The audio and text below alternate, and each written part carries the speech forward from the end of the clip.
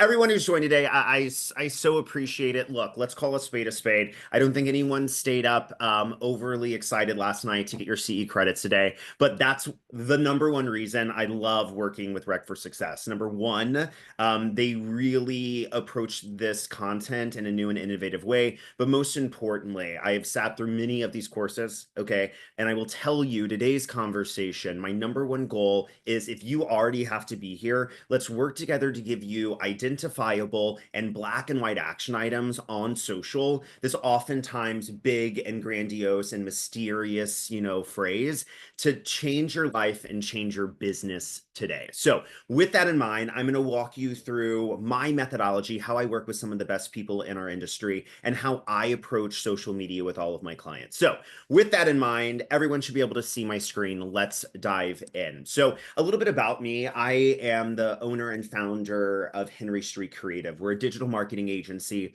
and a personal brand consultancy that's been fortunate enough to work with some of the titans of our industry, from Ryan Serhant to Spencer Rascoff, founder of Zillow, to the CEOs of Twitter, T-Mobile, and even a sitting president.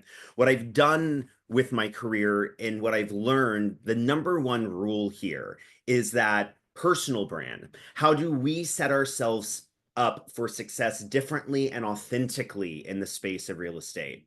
That is the single biggest driver of commerce. In my career, I've amassed a lifetime marketing portfolio that exceeds $7 billion. And in that time, what I've really started to figure out is process optimization. And again, level setting and understanding how do we show up authentically in this space. Now, some top questions I always get, I've accounted for. The first thing I always get asked is, Tyler, can I download your slides? The answer is yes. I've made it as simple as possible for you. No tricks, no timeshares at the end of this offer, I promise. Go ahead and take out your cell phone, scan that QR code while I get started today. That's going to send me personally an email. I'm going to reply later today with all of these slides. So not only are you going to get that credit with the state, but you're also going to be able to get these slides as well to start leveraging that in your building. So get out your cell phone, scan that QR code while I get started, and I'll reply with a PDF at the end of today's conversation. So today's conversation is yes about social media. It's yes about how do we use this in our business. But more importantly, this is a conversation about the root of business, which is authenticity. How do I show up as myself authentically in my business in order to really elevate and get more business? In order for us to have a conversation about authenticity, we first have to have a conversation about vulnerability. And I think it's only fair that as your adjudicator and instructor today, I'm vulnerable as well. So let's start today's conversation by going back in time to baby Tyler. This is baby Tyler, 5 years old, small town Texas boy. Think 300 people, one stoplight. Small. I basically grew up on my grandparents' 1,000-acre cattle farm. From a young age, my dad put a football in my hand because that's what boys do. I had to go fishing every Sunday because that's what boys do, despite the fact I hate outside and sweating and fishing. When in reality, I was just a Broadway loving, puka shell wearing gay boy who desperately wanted to be a part of something bigger than himself. There were three things that I wanted to do with my life. The first thing is I wanted to produce shows on Broadway. The second thing I wanted to do was speak on big stages, both in person and virtually, before the idea of Zoom even existed. But number three is the biggest one for me. It's the fact that I wanted to be truthful and authentic to who I was, but most importantly, be welcomed and celebrated because of it. Friends, today's conversation is far bigger than real estate. It's far bigger than social media. It is a conversation that drives all of us at our core, and it's this. It's the power of authenticity. Now, why am I starting with this conversation today in a CE course about real estate social media? Well, it's simple.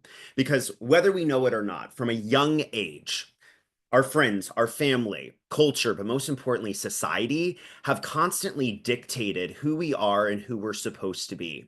I would take a guess that the majority of people listening in today, okay, have absolutely felt other than at some point in their life, whether it was their age, their sexual orientation, their race, their gender, their religion, their socioeconomic status, where you were born, right? Today's conversation is about how do we actually own those things and make them our biggest champion in business. Now, look, I know all of you are here for many reasons.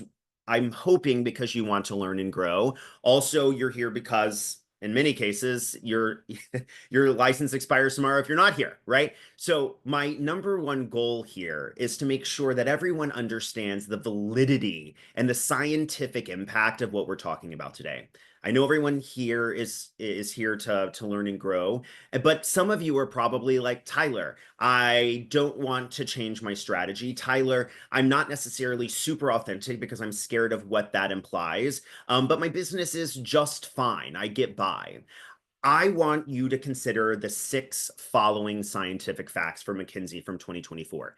Did you know that 86% of consumers believe authenticity is the key factor when choosing a brand to support? That 57% of people buy from brands they deem authentic versus inauthentic. That 90% of millennials cite authenticity as the number one factor in who they follow. That 68% of consumers are more likely to stay loyal to a brand they deem authentic versus inauthentic. That 81% of consumers state they need to trust a brand before purchasing, and that 92% of consumers trust recommendations from friends versus advertisers. Friends, this is not a conversation about my opinion. This isn't a conversation about Pierre or Rec for Success opinion. These are hard-hitting scientific data points that show if we are showing up trying to sell anything or trying to be anything other than who we are authentically, we have already failed. Why? Because social is not a venue to sell. Social media is a venue to connect. And that is our number one goal today. How can we position our social strategy to focus around building relationships, building community, and knowing that that inherently trickles down to sales?